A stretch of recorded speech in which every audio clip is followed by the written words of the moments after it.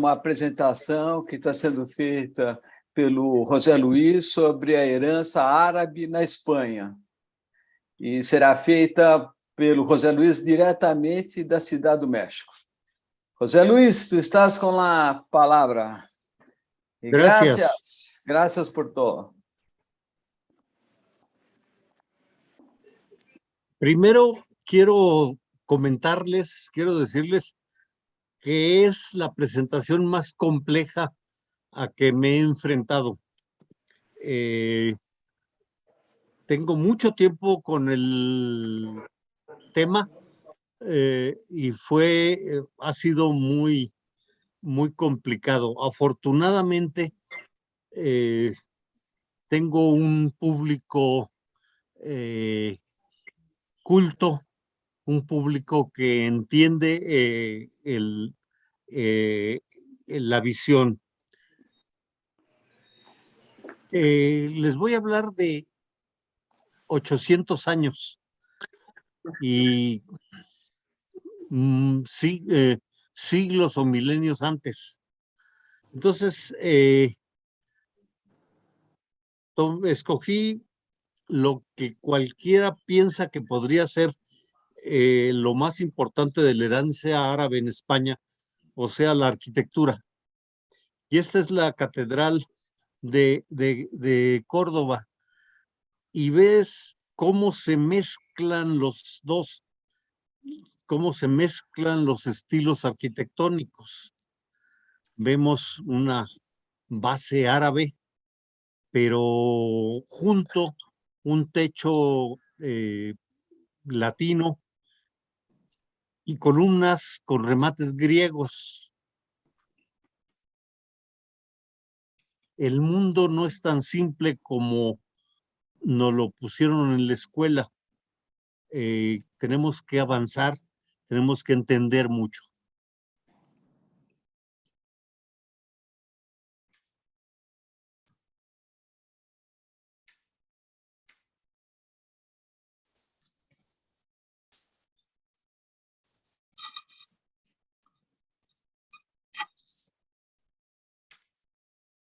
No avanza.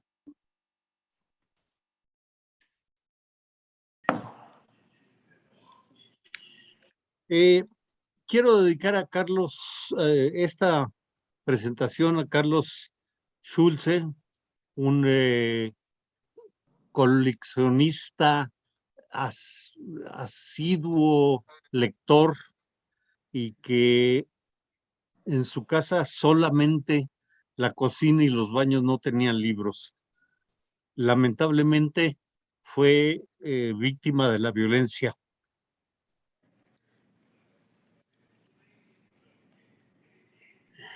Decidí poner el Corán porque no lo conocía. Conocía lo que todos nos han contado en la escuela o en los medios, pero el Corán ha sido muy importante, quizá cercano a la importancia que tiene la Biblia. Y puse la primera página del Corán para ver todo lo que significa el Corán en el desarrollo de la historia de la estancia, la estadía de los musulmanes en la península ibérica. También quiero decirles que la parte más importante de esta presentación tiene la intención de revisar y tratar de entender al conjunto de personajes, hechos y situaciones que permiten tener una visión amplia de la conquista, su desarrollo social, político, económico y técnico, su legado, así como la salida de los árabes de España.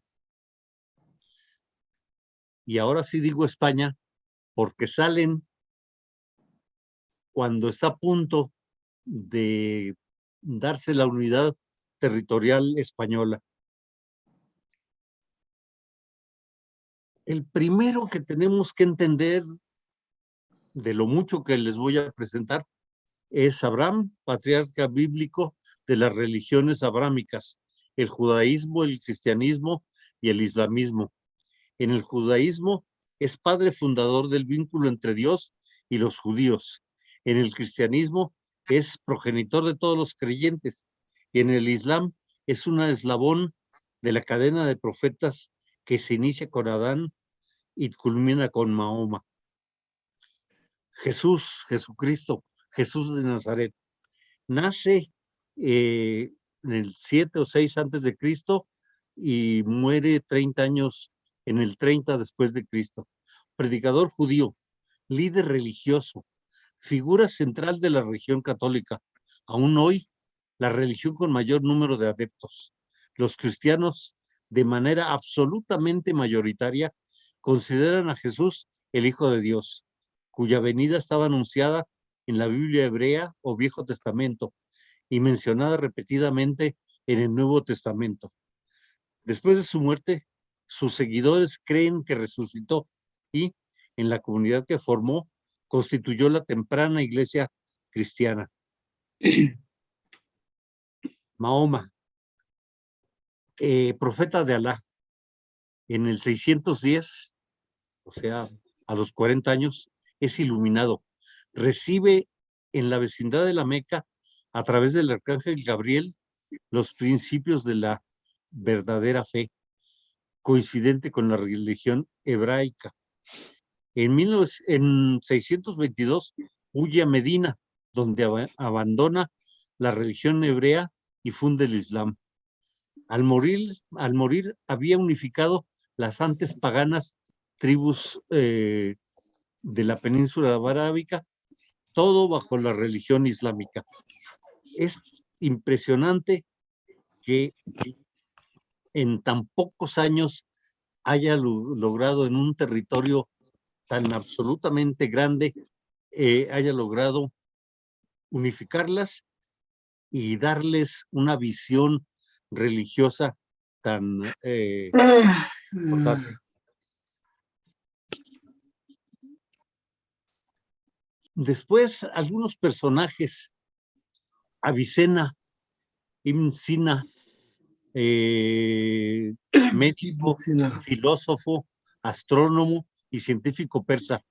Escribió cerca de 300 libros, que se dice muy fácilmente, pero en las condiciones en que se escribía y se publicaba eran muchísimo más lentas. Principalmente sus libros de filosofía y medicina. Trabajó sobre la filosofía y metodología aristotélicas y de otras religiones de Medio Oriente, vinculándolas con la islámica.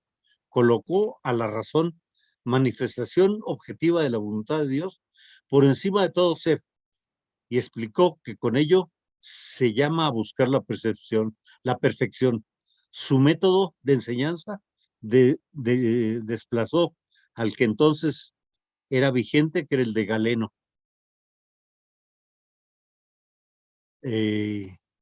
Avicena, Ibn Rushd, filósofo y médico andaluzí, ya nacido en la península, musulmán, maestro de filosofía, leyes islámicas, matemáticas,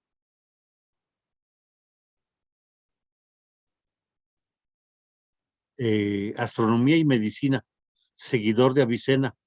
Elaboró una enciclopedia médica, comentó la obra de Aristóteles, defendiéndola de afirmaciones de que era contraria a la religión y una afrenta a las enseñanzas del Islam. En la España de hace 50 años, se minimizaba mucho la influencia que los musulmanes podían haber tenido en España. Y se decía que lo único que habían hecho los grandes eruditos musulmanes era llevar la la ciencia aristotélica griega a Europa y dejando de lado el trabajo fenomenal de enfrentarse a religiones que presentaron obstáculos muy graves y muy grandes al estudio, a la publicación de libros de medicina. No se diga de libros de otras disciplinas, como vamos a ver más adelante.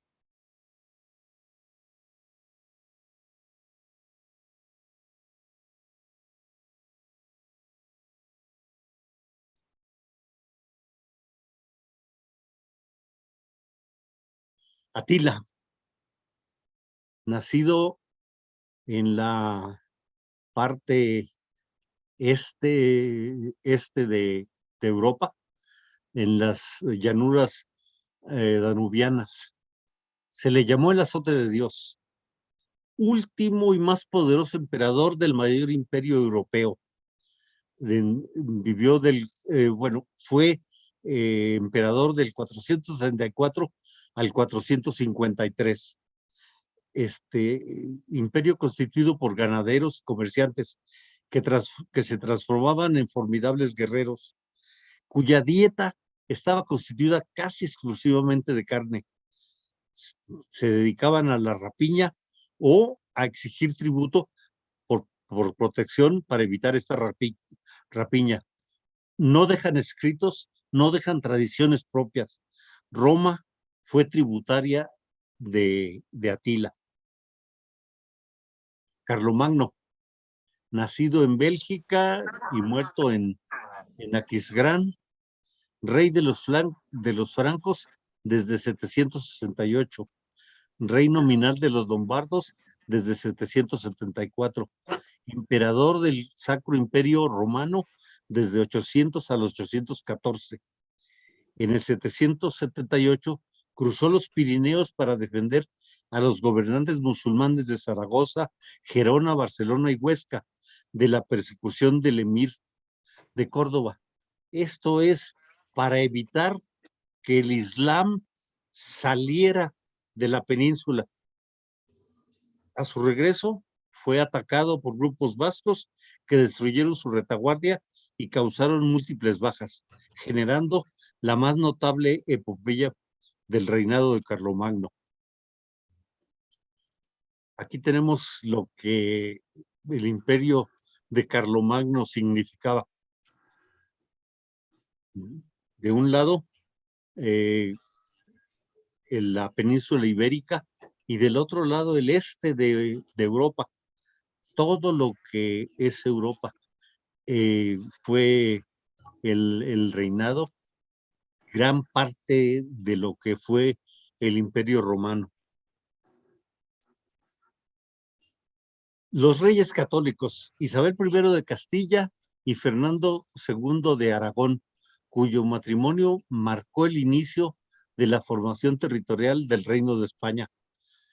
El título de reyes católicos, todo mundo o muchos pensamos, yo por lo pronto durante muchos años pensé que era un título que se daba para honrar la figura de Isabel y Fernando. Y aparentemente el título fue otorgado por Alejandro VI como compromiso para recuperar para la Iglesia Católica la península ibérica. Isabel y Fernando fueron los primeros en recibir la denominación de reyes de España. Alejandro VI es de origen español, de origen catalán, es Rodrigo Borgia.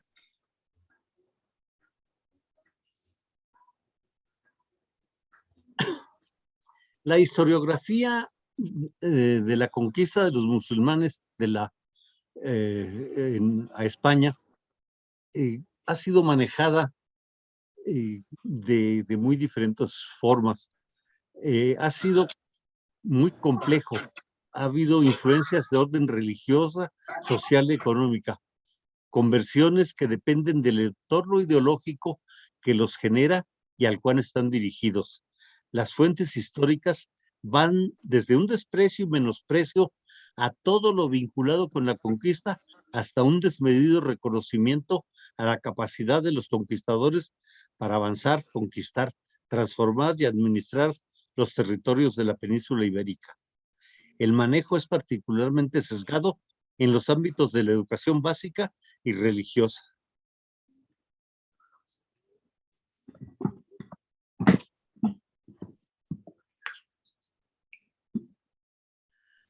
La importancia sociopolítica de las religiones. Las religiones abrámicas, el judaísmo, el cristianismo y el islam han sido durante milenios elemento fundamental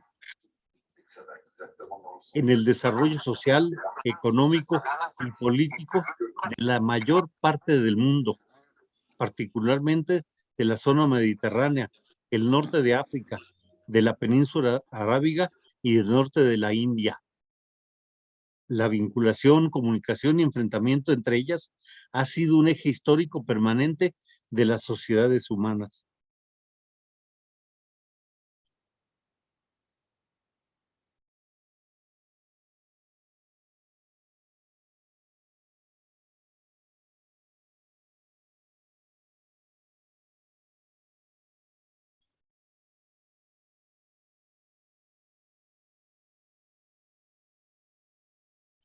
Prácticamente todas las religiones ofrecen paz y tranquilidad durante la existencia terrenal y una vida eterna después de la muerte. A cambio, reciben recursos, limosnas, óbolos, diezmos, trabajo, energía. Esta riqueza da poder, da capacidad de decisión, da trascendencia, credibilidad. Cada feligrés representa una fuente de recursos, de poder. El vínculo entre la Iglesia y el Estado significa estabilidad, consecución de objetivos y metas, frentes comunes y liderazgos definidos.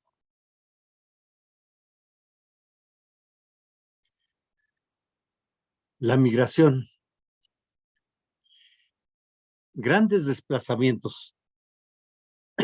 Desde su aparición hasta la Revolución Industrial, el ser humano tuvo una muy limitada capacidad de movimiento, desplazándose pocos kilómetros de su lugar de origen. Sin embargo, hay importantes excepciones entre las que destacan los procesos migratorios, la prédica, la guerra y el comercio.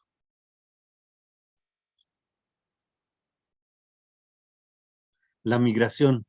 La migración humana es el movimiento de personas desde un lugar a otro, con intención de fijar su residencia,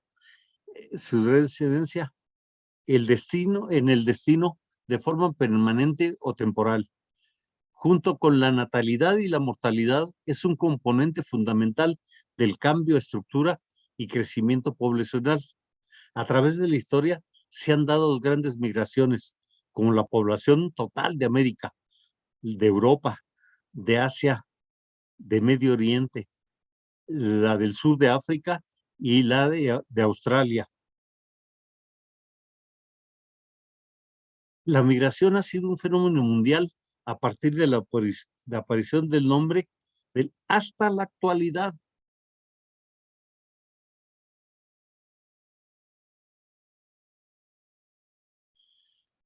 ¿Qué causa la migración?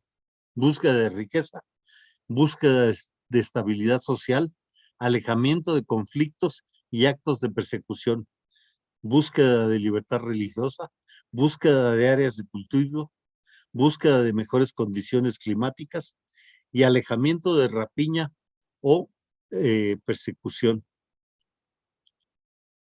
La guerra. La guerra es inherente al ser humano, por defensa y conquista de riquezas, territorios, cosechas, tesoros, botines, de ideales, de creencias, de religiones, de fuentes de riqueza y poder. Sale o es obligado a abandonar su hábitat por su seguridad. Sale a la guerra.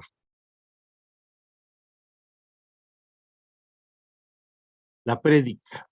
Las religiones y creencias tienen etapas de desarrollo, de crecimiento, de actualización, de adaptación. Además de los templos, se actualizan frente a los hombres, frente a los fieles o futuros fieles.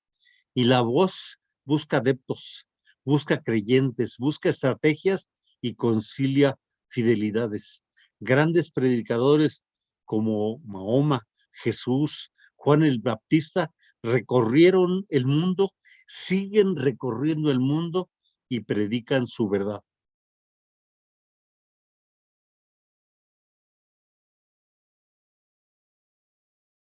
El comercio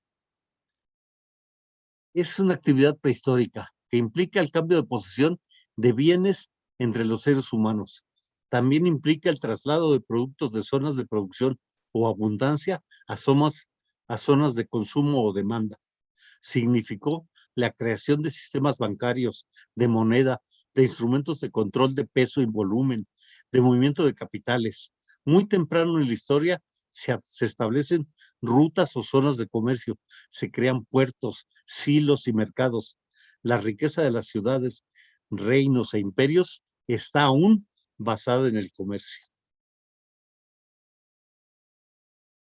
El Imperio Romano. En el ámbito mediterráneo destaca casi sobre todos los reinos, estados, ciudades y grupos políticamente organizados el Imperio Romano, que a partir de una pequeña república construye uno de los principales centros de poder que han existido. Poder en el sentido político, social, económico, religioso, cultural y tecnológico. El Imperio Romano se extendió del 44 antes de Cristo al 476 después de Cristo, teniendo su máxima extensión territorial en el 117.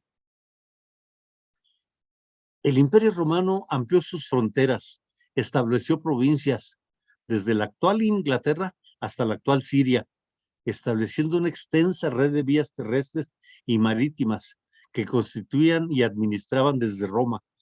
Todos los caminos llevan a Roma. Estableció un sistema legal que es aún base de las legislaciones de todo el mundo. Este era el Imperio Romano, el llamado Mare Nostrum, que va desde la mitad de Inglaterra hasta la parte más baja de Siria.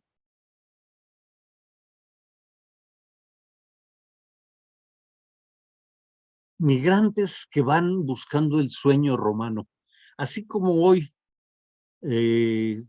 migrantes de Centroamérica y algunos, pero sobre todo de Centroamérica, tratan de atravesar México para llegar a los Estados Unidos. Se dieron grupos que iban en busca del sueño romano, entre ellos los germanos originarios del norte y noroeste de Europa,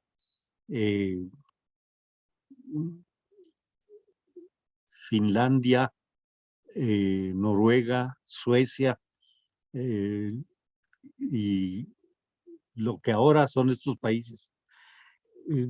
Todos estos grupos empiezan a buscar territorios con climas más templados y poblaciones con niveles culturales, con satisfactores más tangibles, los grupos germánicos fueron un constante asedio al Imperio Romano durante muchos años, y en muchas situaciones los romanos tuvieron que desplazar sus ejércitos hacia las fronteras con los germanos.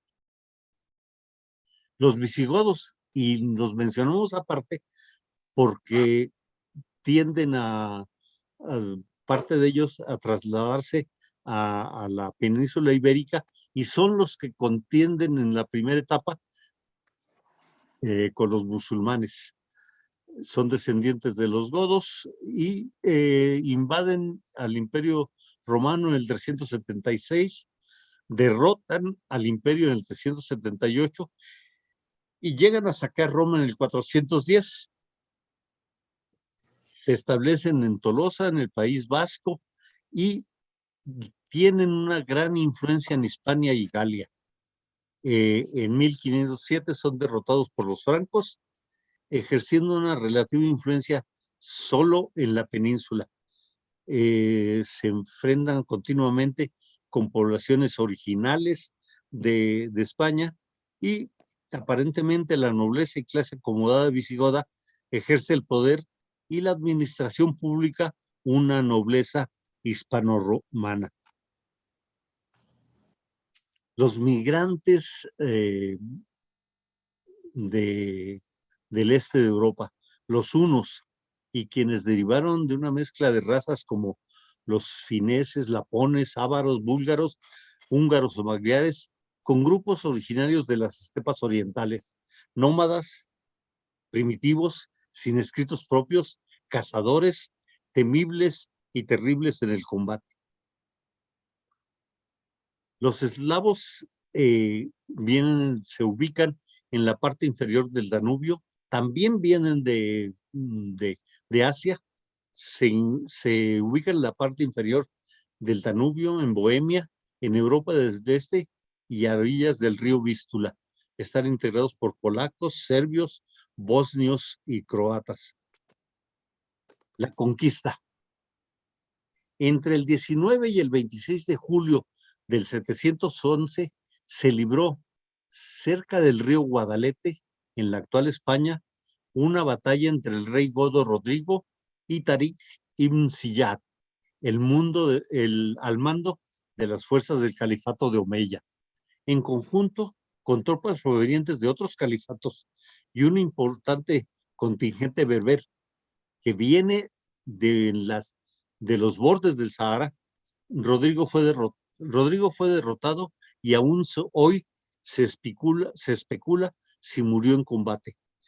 La llamada Batalla de Guadalete abrió las puertas de la península ibérica a la conquista de un conglomerado de grupos árabes de religión islámica.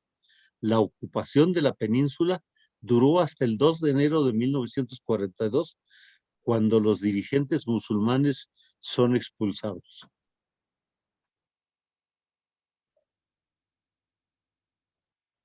El califato de Omeya, que es uno de los grandes califatos, se ubica primero en Damasco, después en Córdoba, y como un emirato, y es una etnia musulmana de la casa de Mahoma en la Meca, y un imperio de 15 millones de kilómetros cuadrados, participante en la etapa de mayor desarrollo cultural, social, económico y político de la cultura islámica. Durante los primeros 20 años de la conquista de la península ibérica, los árabes casi la conquistaron completamente y estuvieron a punto de irse a la tierra de los francos. Y por eso el interés de Carlomagno de establecer zonas pobladas en el norte de la península, en el que había poca población y podrían moverse muy fácilmente los musulmanes. Al-Andalusi. Durante casi 800 años, la península ibérica albergó múltiples grupos sociales y agrupaciones humanas, principalmente el Califato de Omeya, el Emirato de Córdoba y después Califato de Córdoba, múltiples grupos árabes y una serie de reinos y principados eurocristianos que se desarrollaron a partir del norte de la península ibérica hasta culminar en 1492 con la expulsión de los últimos grupos musulmanes de la península. Si vemos la fotografía con una ornamentación musulmana en todos lados, y las columnas con un ornato morisco en la parte superior, pero después una formación clásica griega.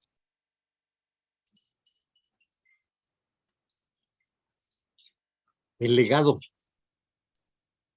Esto es lo que vemos cuando hablamos de lo que dejaron los moros en España. Es lo que vemos: arquitectura, medicina, lenguaje, los caballos, el riego, la alimentación y varias otras cosas.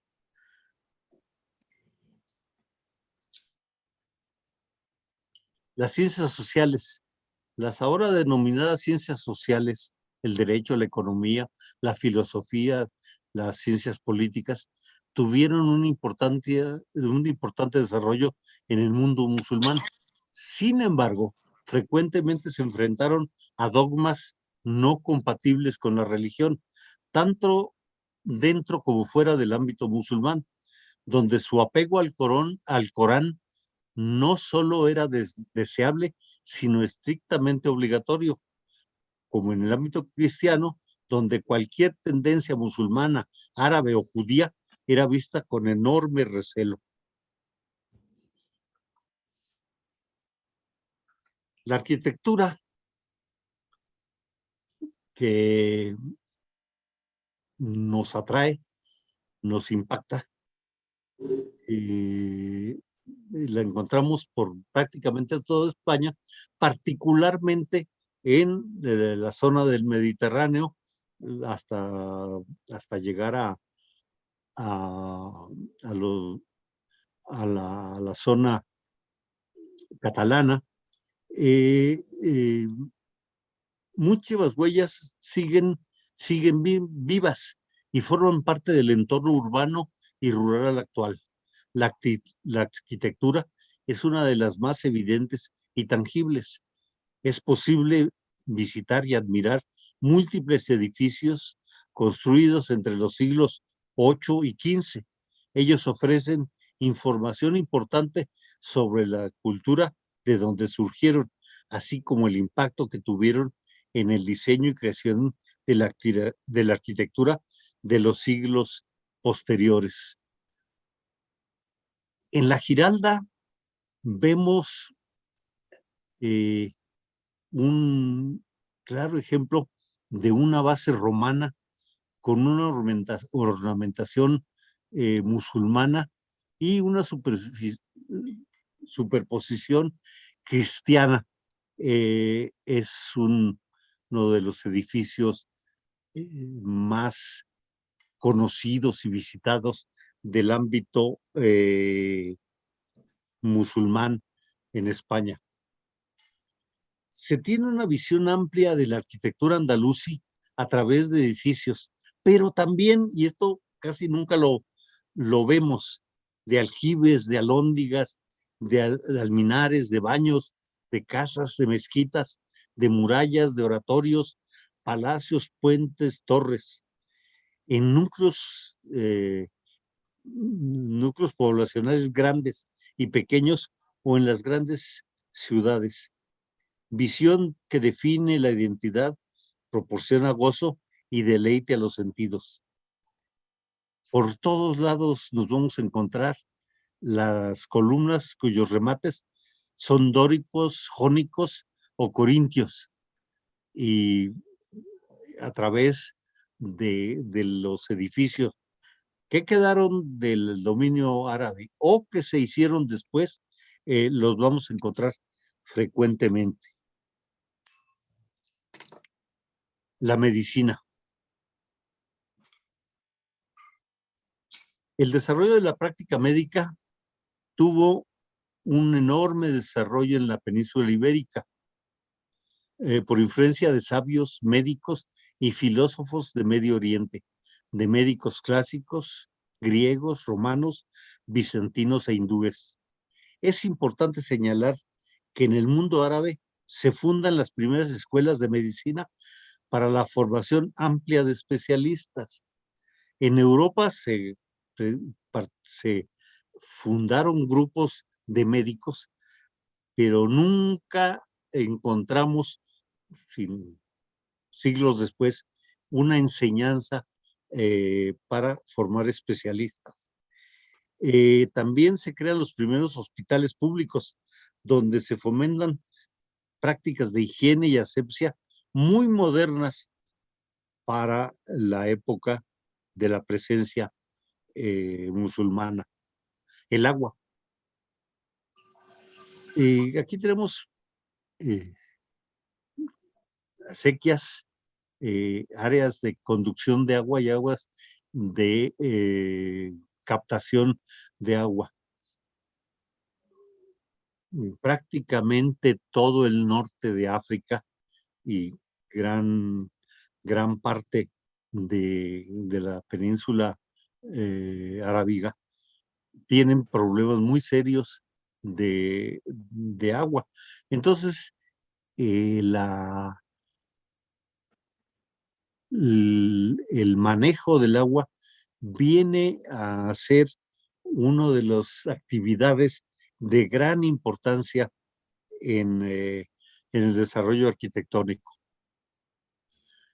Las civilizaciones se desarrollan en la vecindad del agua. Las grandes ciudades se fundan en las márgenes de ríos, lagos y lagunas y en la desembocadura de grandes ríos al mar. El manejo de los recursos hidráulicos es otro de los importantes legados que Occidente recibió de la presencia árabe en la ahora España. El urbanismo y las ciencias agrícolas tienen importantes soluciones y técnicas de origen andaluz.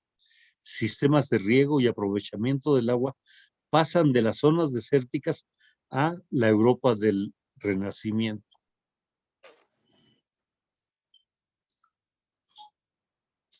La lengua.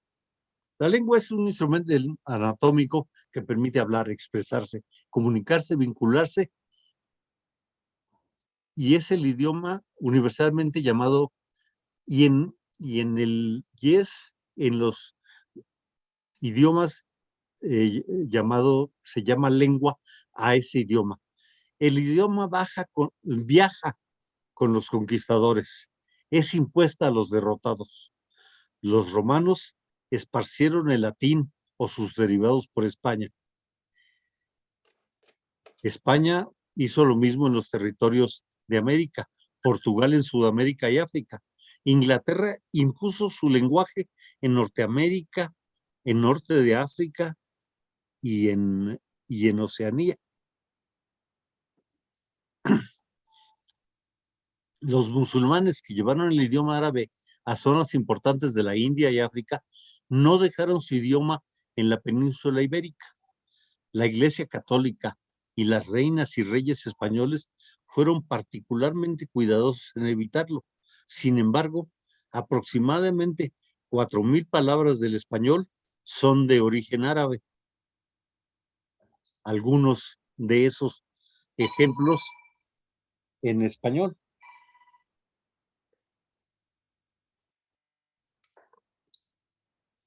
La alimentación.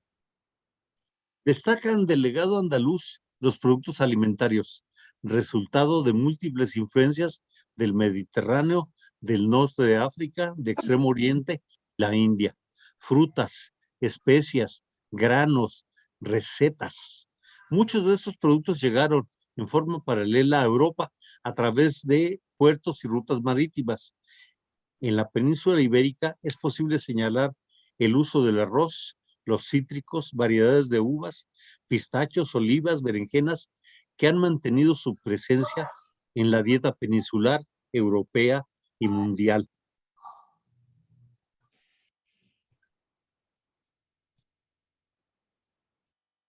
Los cítricos llegaron básicamente a través de la península ibérica. Hay toda una serie de autores que dicen que llegaron a través de Italia, Probablemente no hay manera fácil de averiguar. Sin embargo, el camino que está demostrado y que fue muy usado fue a través de la península ibérica. Aquí vemos un famosísimo plato al que soy particularmente afecto, que es el gazpacho. El gazpacho actualmente lleva tomate, que todavía no existía pues el tomate llegó en el siglo XVI a Europa.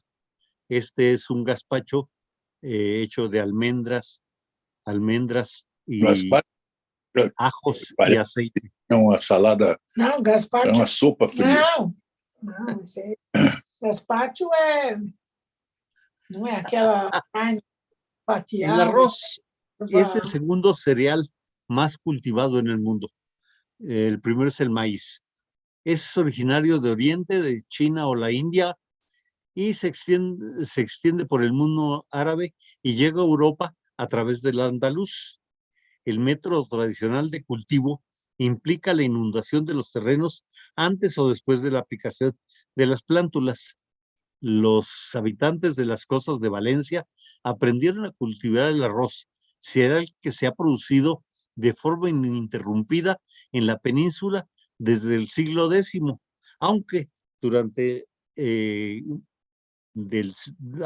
siglo XVII y hasta finales del XVIII desaparece de los registros oficiales.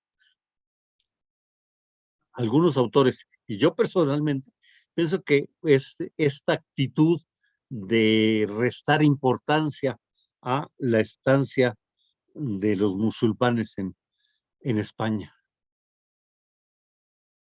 El caballo, originario de América y de las estepas de Asia, se extinguió en América hace 10,000 años por causas aún desconocidas. Algunos autores suponen que llegó a Europa desde América a través del estrecho de Bering, o sea, alrededor de lo que todos nos han platicado, de que los primeros pobladores de América llegaron del estrecho, distribuyéndose ampliamente. Fue domesticado en las etapas orientales para ser empleado como medio de transporte, animal de carga y fuente de alimento. En la India, península arábiga y norte de África se desarrolló una raza de menor alzada, pero veloz y osada, y se cubrió los territorios árabes. Hay caballos, los más bellos caballos que se generaron para carrera, para educación, para dressage, para combate, tienen origen árabe. El caballo andaluz o caballo español se generó a partir de caballos autóctonos de España, que eran fuertes, más bajos de tamaño, pero muy resistentes, y caballos árabes que eran muy bellos, muy osados, y impartieron una característica aumentando su alzada y potencia de carga.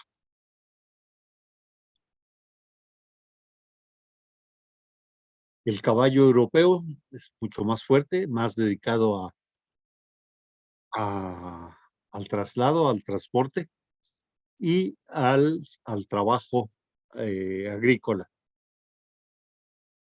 El papel, como ya vimos en algún momento antes, en otra presentación, es un laminado de celulosa. Junto con el pergamino y el papiro, constituyen la base para la escritura, para dejar la arquitectura, dejar la escritura, dejar la literatura a las generaciones futuras. En el caso del papel se tiene la persona que lo desarrolló, que lo inventó, el chino Kai Lun. en el 105 después de Cristo. En el andaluz se establece en Játiva, Valencia, molinos productores de papel en el siglo VIII. De España, la fabricación de papel pasa a Italia y de ahí al resto de Europa.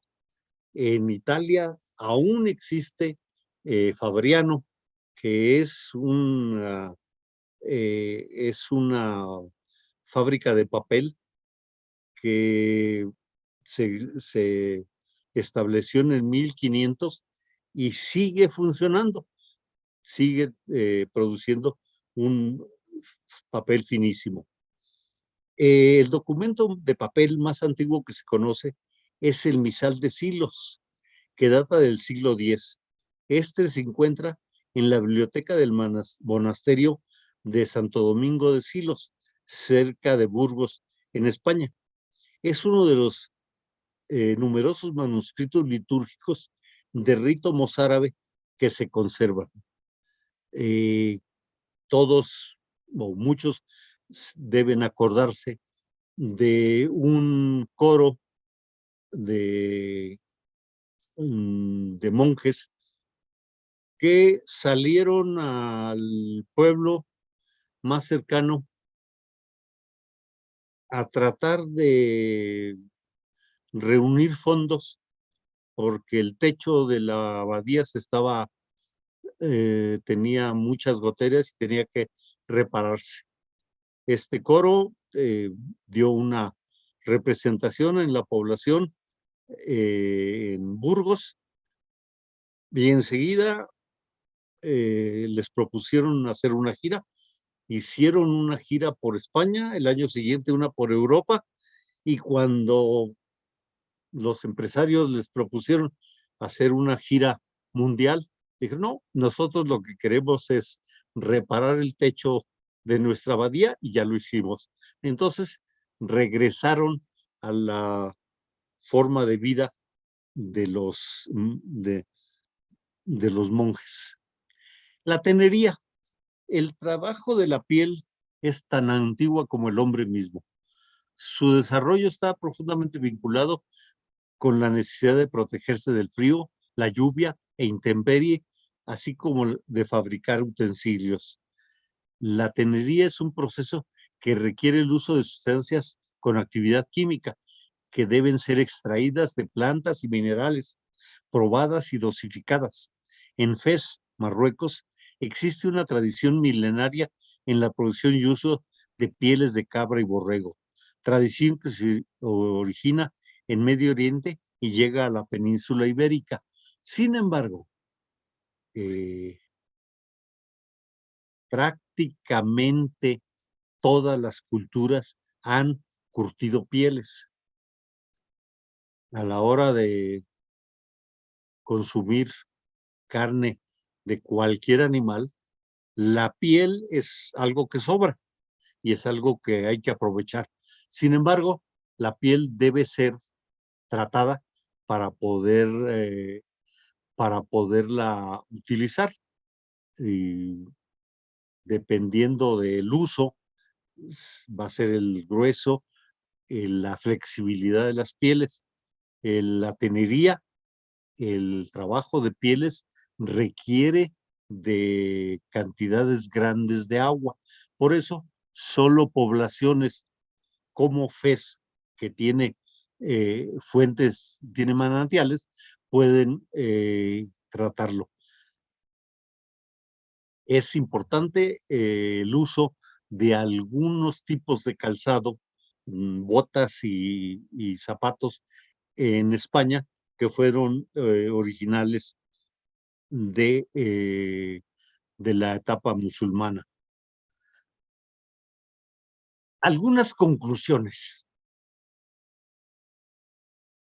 Un proceso de 800 años necesariamente es multifactorial.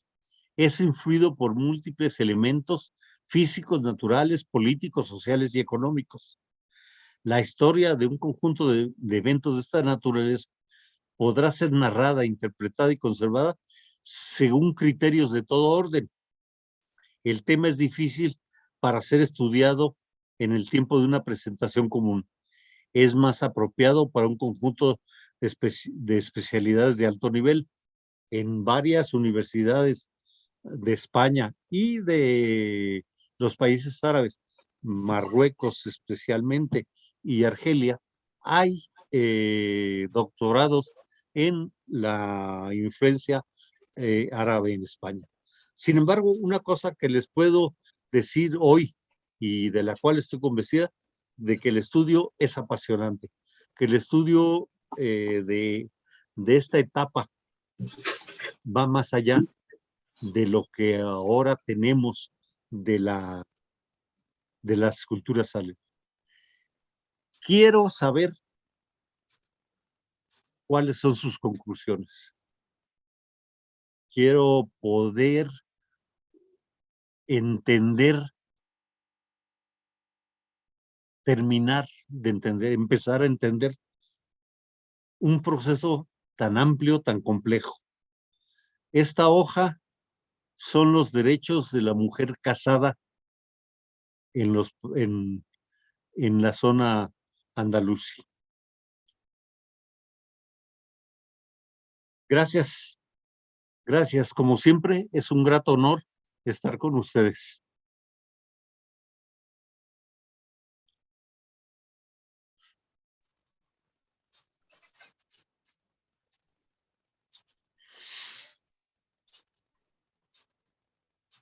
Parabéns, José Luiz. Muy bien, muy bien. Ótima apresentação. Muy bien. José Luiz, Sí, me diga uma coisa. Os franceses não gostavam dos muçulmanos? Né? no entendí. La gente de Francia no le gustaban los musulmanes, porque no entendí bien cuando dijiste de Carlos Magno. Sí.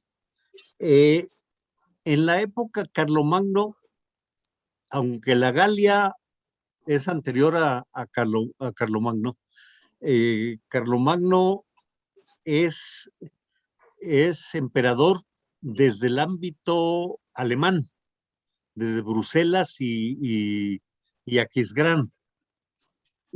Pero la Iglesia Católica establece frentes en toda Europa para evitar que el asedio musulmán avance hacia Europa.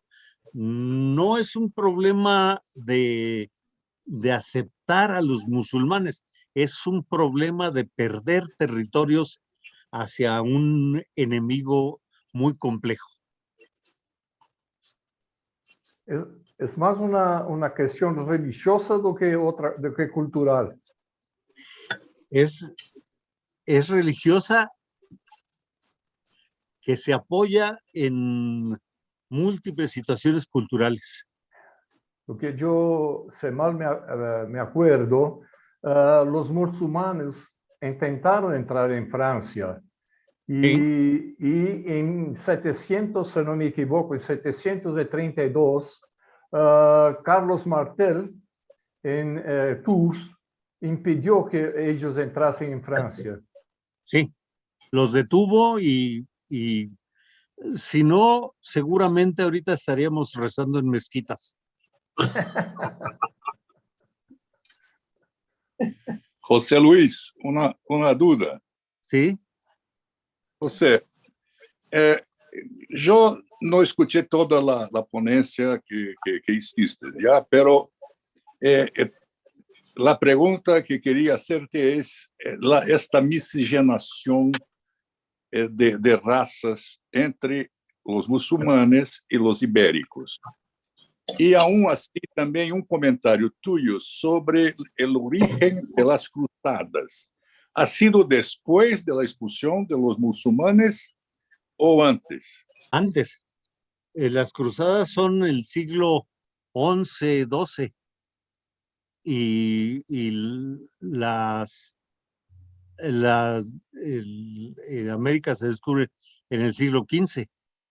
pero hay una, perdóname, yo voy a interrumpirte solamente un rato, Juan Alberto, pero los musulmanes fueron expulsos de Portugal por la cruzada que vinieron, por los cruzados que vinieron de Inglaterra e iban a la Tierra Santa. Fueron ellos que expulsaron los musulmanes de Portugal. Eram cruzados que haviam volvido de las cruzadas. No, estaban indo a las cruzadas. Todavía não haviam hecho cruzadas. Era um proto templário, não é? Exactamente, pero ellos iban en dirección a Jerusalén y salieron de Inglaterra, hicieron la primera etapa a donde hoy es Portugal, expulsaron los musulmanes de Portugal, que en aquel entonces se llamaba Condado Portucalense. Pero no fue cuando volvieron, fue cuando iban a Jerusalén. Ok, José, quanto à mescla de raças, que me dices?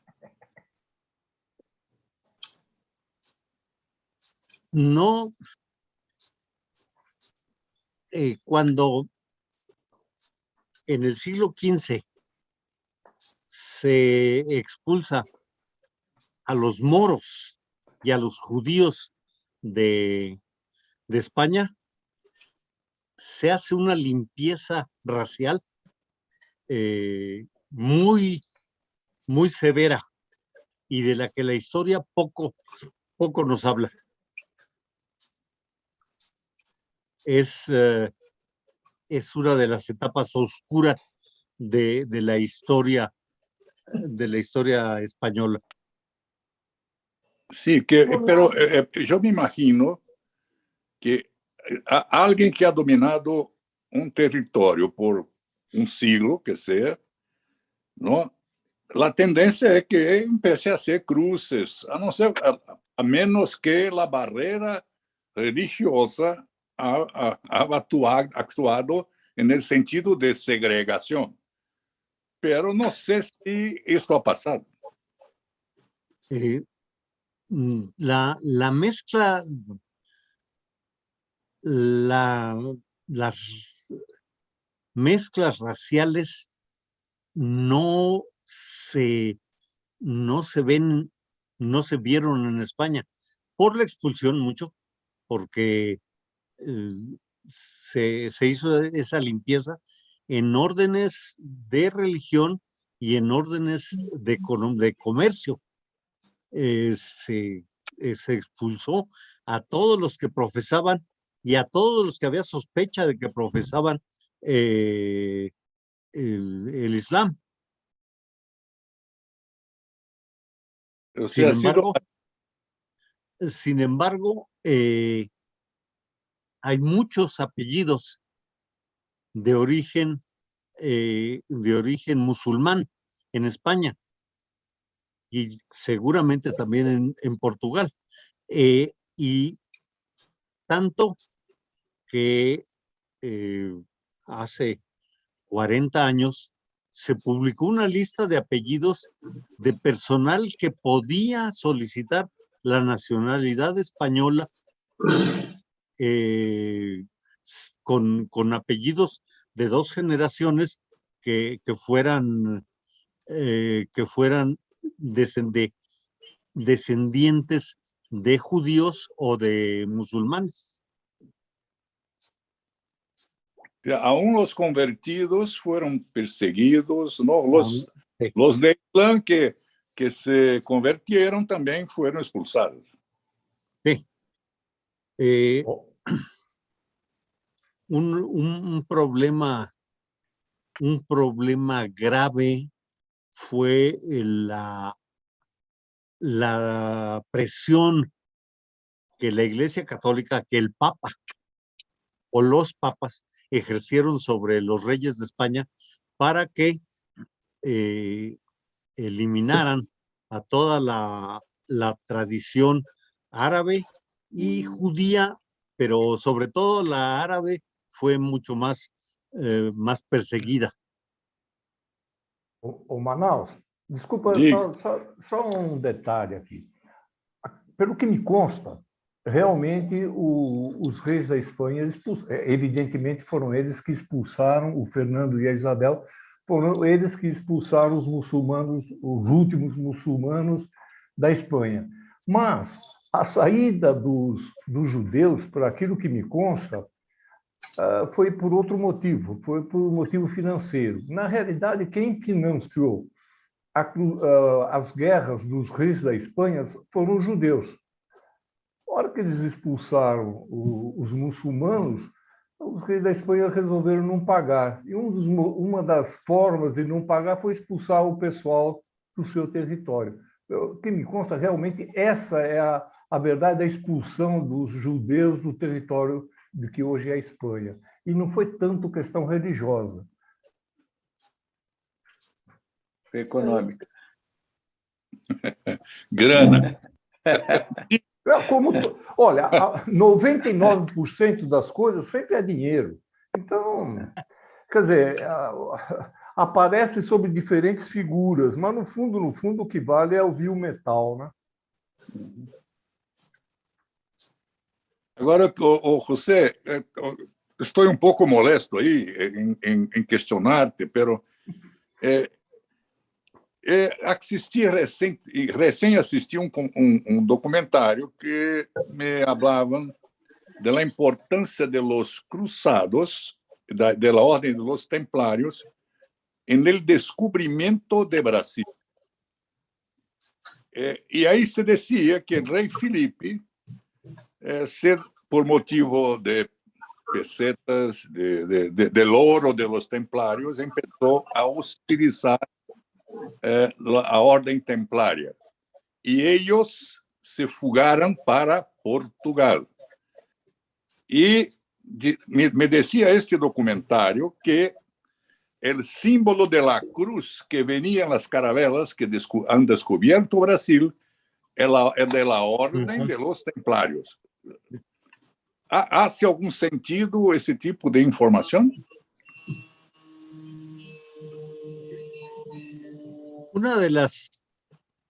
Los templarios son un grupo de guerreros selectos con una protección religiosa, con una estructura religiosa que les hace más fácil controlar y los criterios de obediencia son más fuertes que en los ámbitos militares. Los primeros grupos de protección a tesoros que se movían de Europa a los países árabes eran grupos templarios que estaban preparados para combatir y tenían la bandera religiosa como un elemento importante en este traslado y en esta actividad.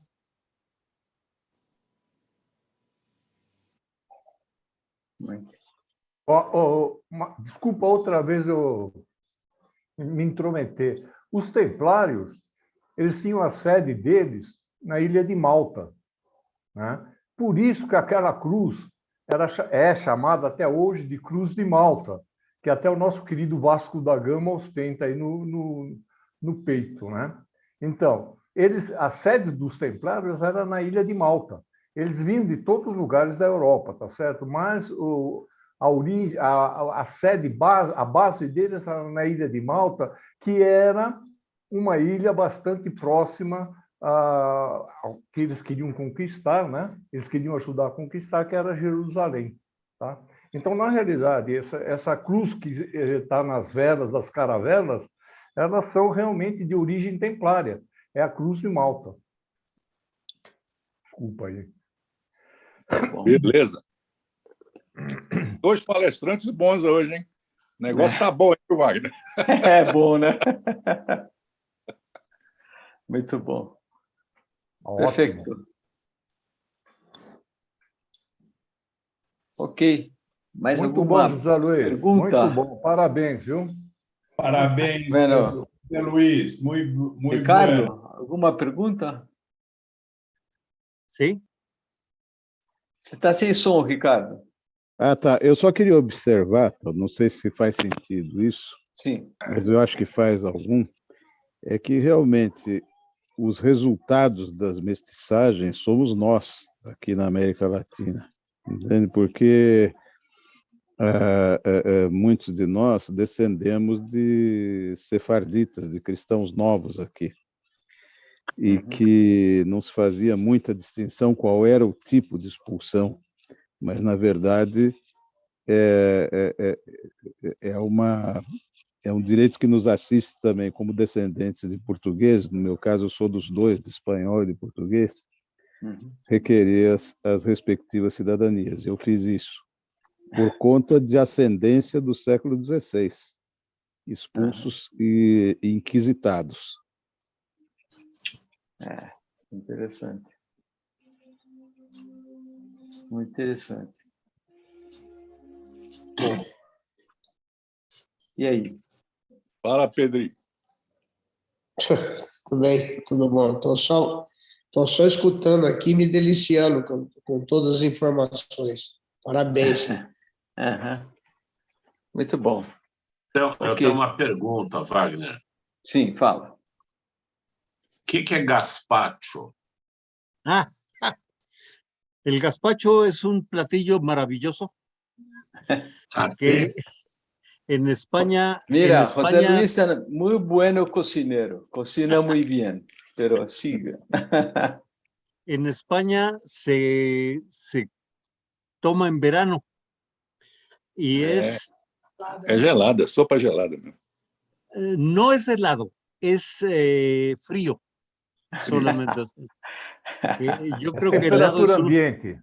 helado es una cerveza. Sí, helado es una cerveza y frío. Pero cuando hace mucho calor, cuando hace mucho calor, se le pone un hielo a la base del plato. Es un platillo que lleva pepino. Sí, el nombre, ¿sí lo entienden? Sí. Sí, sí. Pepino, cebolla, tomate, sí. ajo,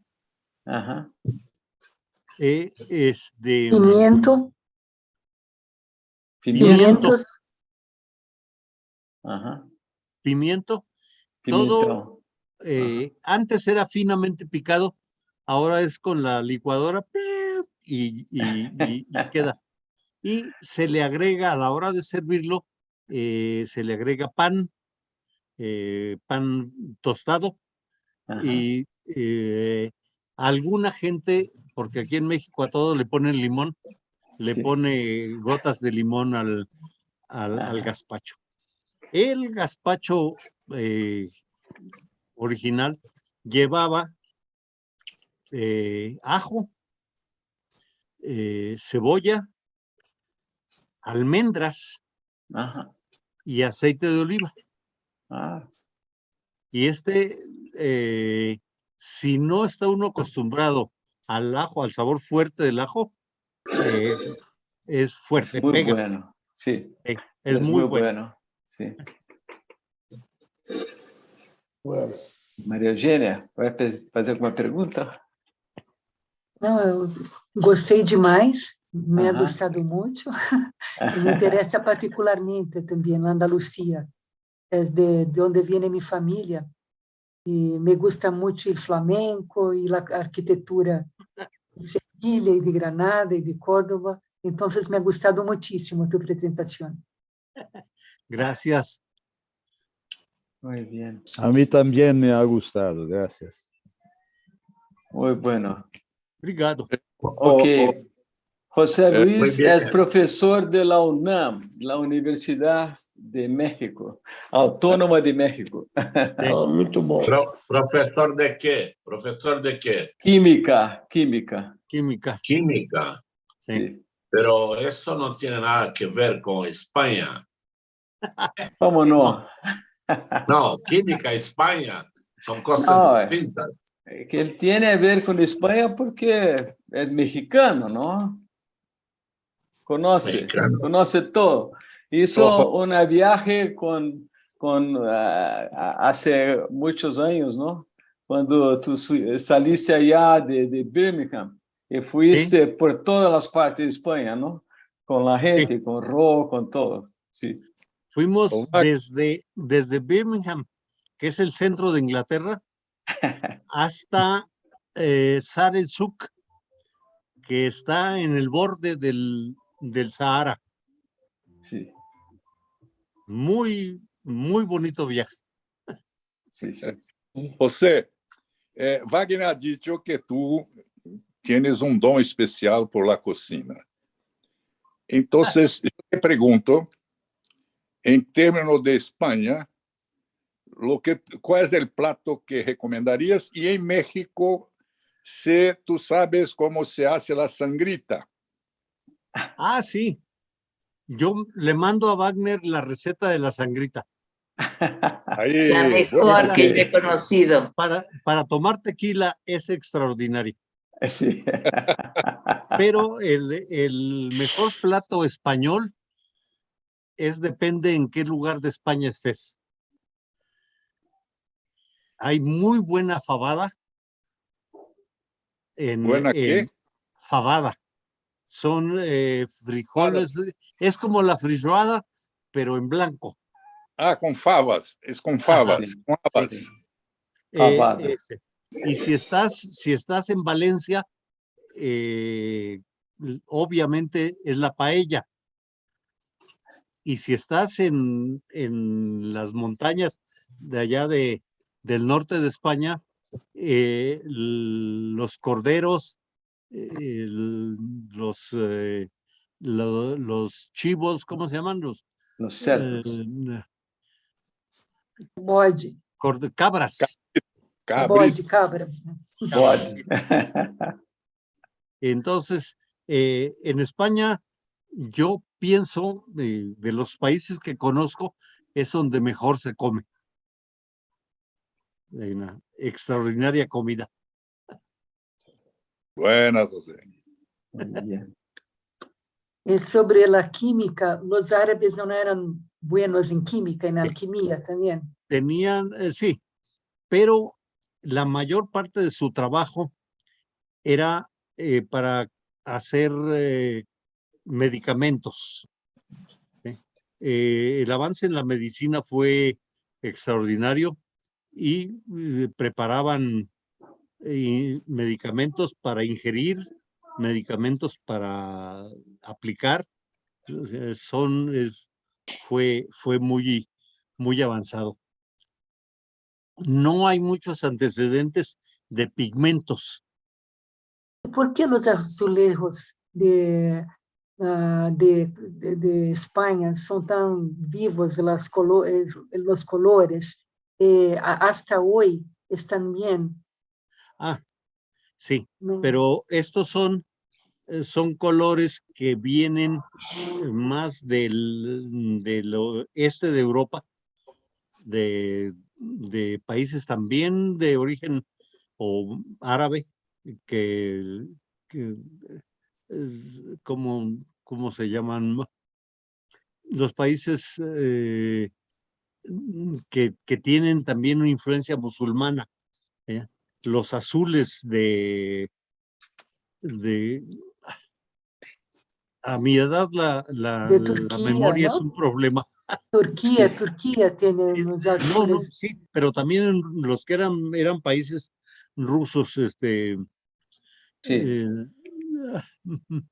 Bueno, que tienen muchas construcciones religiosas de tipo musulmanas, tienen unos azules y unos verdes que han permanecido de manera extraordinaria. Muy bueno. Perfecto. Ok.